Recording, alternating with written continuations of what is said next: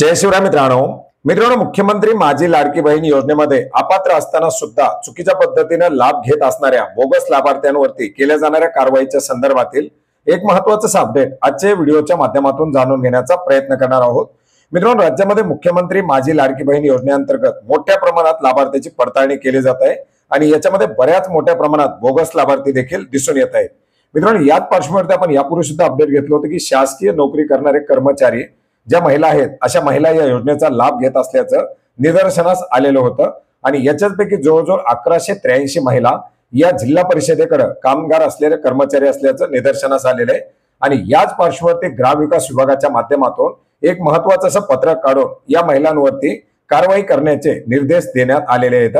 मित्रांनो, याच्यामध्ये आपण पाहू शकता आयटी विभागाच्या माध्यमातून जिल्हा परिषदेमध्ये मुख्यमंत्री माझी लाडकी बहीण योजनेचा लाभ घेत असलेल्या अधिकारी कर्मचाऱ्यांची यादी प्रकाशित करण्यात आलेली आहे। या योजनेच्या अपात्रतेच्या अटीनुसार सदर अधिकारी कर्मचारी पात्र नसताना सुद्धा या योजनेचा जाणीवपूर्वक लाभ घेऊन शासनाची दिशाभूल केल्याची बाब या ठिकाणी निदर्शनास आलेली आहे आणि संबंधित अधिकारी कर्मचारी यांच्यावरती महाराष्ट्र नागरी सेवा नियमांतर्गत आवश्यक ती कारवाई करून कारवाईबाबतचा अहवाल सादर करण्यासाठी शासनाच्या माध्यमातून कळवण्यात आलेला आहे आणि याच अनुषंगाने या पत्रासोबत ज्या महिला कर्मचाऱ्यांची यादी जोडलेली आहे, अर्थात राज्यातील विविध जिल्हा परिषदेमध्ये काम करणारे जे काही 1183 महिला कर्मचारी आहेत, अशा महिला कर्मचारी जे अधिकारी कर्मचारी असतील ते जिल्हा परिषदेमध्ये काम करत आहेत। जिल्हा परिषद स्वयंसंस्था असून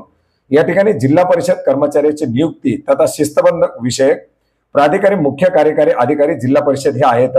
त्याच्यामुळे या विषयामध्ये त्यांनी लक्ष घालून या प्रकरणी महाराष्ट्र नागरी सेवा नियमांतर्गत आवश्यक ती कारवाई करून केलेल्या कारवाईबाबतचा अहवाल महिला व बाल विकास विभागाला उपलब्ध करून द्यावा व त्याची प्रत ग्रामविकास विभागास उपलब्ध करून द्यावी, अशा प्रकारचे निर्देश कक्ष अधिकारी नितीन स पवार महाराष्ट्र शासन यांच्या माध्यमातून देण्यात आलेले आहेत। मित्रांनो, अर्थार्थी आपण जर पाहिलं तर जिल्हा परिषदेकडे काम करणारे जे कर्मचारी याच्यामध्ये आपण जर पाहिलं तर जास्त करून जे काही महिला अंगणवाडी सेविका मदतनीस असतील यांचा याच्यामध्ये समावेश होऊ शकतो, कारण मोठ्या प्रमाणात मदतनीसांच्या माध्यमातून अंगणवाडी सेविकाच्या माध्यमातून सुद्धा याच्या अंतर्गत अपात्र असताना सुद्धा अर्ज भरण्यात आलेले होते आणि आता या महिला कर्मचाऱ्यांवरती जिल्हा परिषदेच्या माध्यमातून कारवाई केली जाणार आहे। आता याच्यामध्ये फक्त वसुली केली जाते की याच्यामध्ये सेवेतून काढून टाकले जाते किंवा इतर काही कारवाई केली जाते हे या ठिकाणी पाहण्यासारखं असणार आहे आणि याचे जे काही पूर्णपणे अधिकार असणार आहेत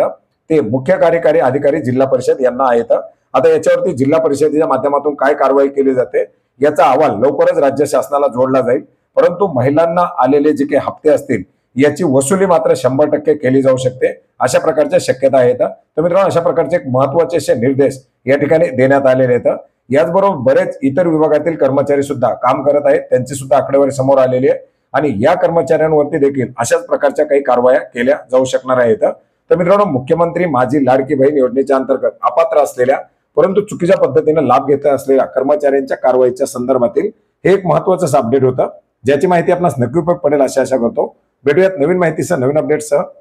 धन्यवाद।